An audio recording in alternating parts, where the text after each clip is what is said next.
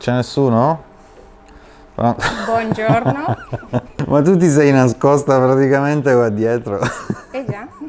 Senti un po', allora, quindi sei tu il soggetto, giusto? Sì.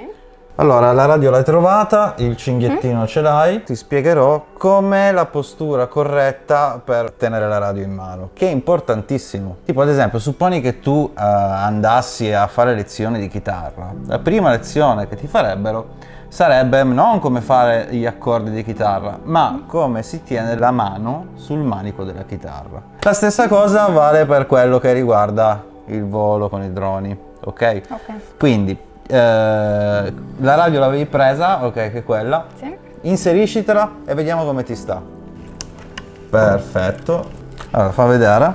Allora, come vedi è già sbagliato tutto qua. Perché uno, hai le spalle troppo indietro, i gomiti sono troppo indietro rispetto praticamente al tuo dorso. Di conseguenza anche la radio è troppo in alto, ok? Dobbiamo cercare di fare in modo di trovare una posizione in cui tu sia il più rilassata possibile. Essere rilassati è la cosa più importante, molto più importante di quanto tu sia capace a volare, perché più sei rilassata, più è probabile che tu non faccia danni. Adesso proviamo a allungare un attimino, vediamo un pochettino. Questo cinghiettino non va bene perché siamo arrivati al limite, questa qua secondo me è il laccino bello lungo. Ok, perfetto. Come vedi tu adesso stai completamente dritta, hai le spalle praticamente in basso. Quello da evitare è di stare così mentre si vola, ok? Sì. Quindi se tu ti accorgi di essere così c'è qualcosa che non va. La prima Ok. cosa da fare è abbassare le spalle, ok? E mantenere questa parte il più lineare alla tua schiena. Quindi adesso la tua posizione della radio è corretta. La prima cosa da pensare importantissima è questa. Ricordati che le tue mani non devono mai tenere la radio, ok? Ok. La tracolla in sé serve per fare in modo che tu non tenga la radio mentre stai guidando, perché tenere la radio praticamente ti blocca la mano, quindi tu non hai il movimento fluido e adatto per poter muovere gli stick. Se io ti dicessi qual è la prima posizione che assumeresti con le tue mani sulla radio?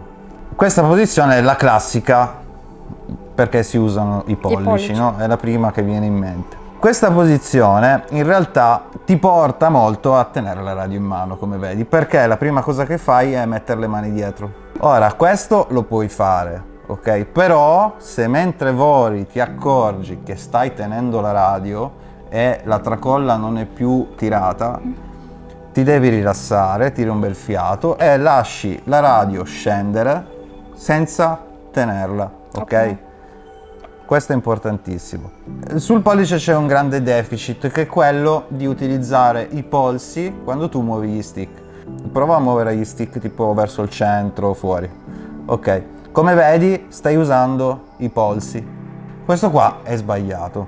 Questa modalità è, diciamo, non confortevole, ok? Perché non ti fa essere fluido come vuoi. Io all'inizio guidavo con i pollici, poi ho cambiato questa impostazione proprio per questa motivazione qua. Sposta i stick verso l'interno e verso l'esterno. Ok, perfetto.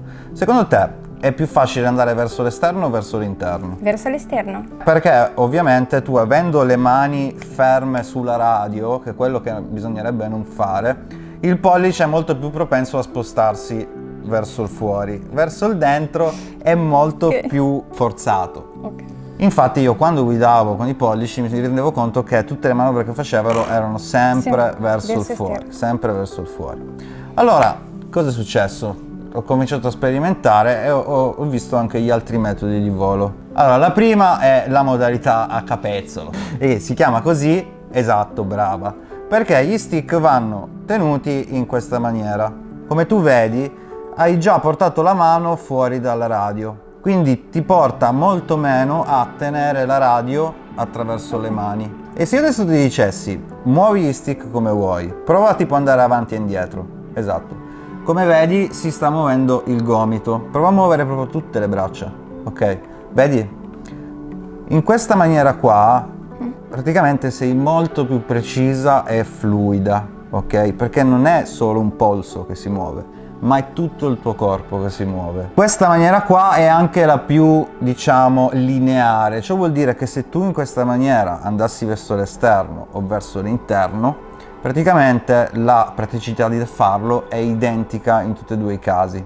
Tant'è che io, quando ho cominciato in questa maniera, ho cominciato a fare le cose dappertutto, sia a destra verso l'esterno, verso l'interno, senza nessuna distinzione, perché proprio è molto più comodo. Esiste una terza maniera, che è la via di mezzo tra la modalità a capezzolo e quella col pollice. Tenere, esatto, queste dita qua, quindi tieni leggermente la radio e con le altre due muovi gli stick, ok? Questa qua è una via di mezzo, nel senso che lo sbaglio che puoi fare tenendo la radio così è quella di trovarti a un certo punto del tuo volo che inconsciamente tu stia tenendo la tua radio. Se tu tieni la radio, questo movimento con i gomiti non puoi più farlo, ok? Sì. Perché sennò muoveresti la radio. Essenzialmente qua hai comunque la stessa linearità di quella del capezzolo normale, però con la problematica che puoi arrivare a tenere la radio, quindi non essere più sciolto fisicamente per poter fare i movimenti. Ti faccio vedere una cosa, io adesso mi metto la mia radio. Quando volo, la prima cosa che faccio, no, è quella di controllarmi questa parte qua, ok? Come tu vedi, io addirittura metto la radio in questa posizione. Questo perché? Uno, perché non tieni la radio in mano. Due, perché come vedi, se io utilizzo gli stick in questa maniera, ok? Io sto proprio muovendo, guarda, sto muovendo tutte le braccia. E tra l'altro fai un movimento molto più naturale col braccio, quello di andare verso il basso che andare in avanti, ok? Cioè io a volte sul serio mi ritrovo così, con la radio così, che sembra un Ebert se tu mi vedessi da fuori, e io la utilizzo così, ok? E questa qua secondo me è la maniera più corretta di andare a utilizzare tutto il corpo e portarlo poi alla fine sul movimento degli stick. Andiamo poi a quello che è la gestione dell'ansia. Cosa succede nella maggior parte dei casi? Ora, anche se io ti ho fatto 1000 spiegazioni, no?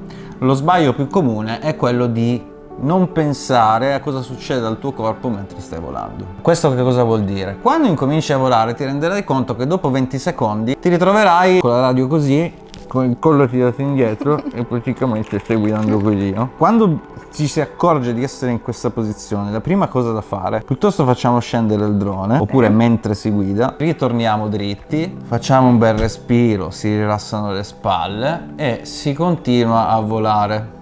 La maggior parte degli sbagli che si fanno col drone vengono dalla paranoia interna mentale che noi abbiamo. E per assurdo è la cosa che noi facciamo di più, che siamo più capaci a fare, che è quella di entrare in ansia, ok, nel volare, che è la cosa più controproducente nel caso noi non vogliamo far danni, ok?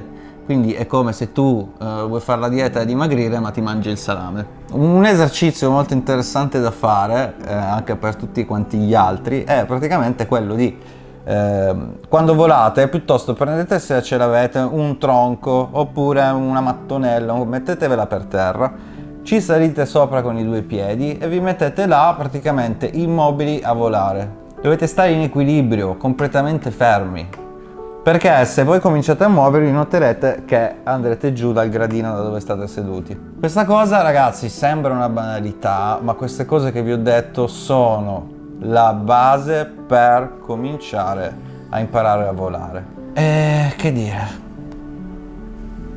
Sei stata di molte parole tu, Sì, come sempre. Cioè proprio di una compagnia di quelle... E lo sapevi già, no? Madonna mia, adesso che mi metto a scrivere i sottotitoli devo scrivere 2 parole delle tue. Sì, ok. Ok. Dai, fallo tu il saluto, almeno dici le ultime 2 parole. Un saluto a tutti ragazzi, da Frank Citro, da Costruzioni Drone, andiamo a prenderci un caffè. Ciao! Brava. Ciao belli.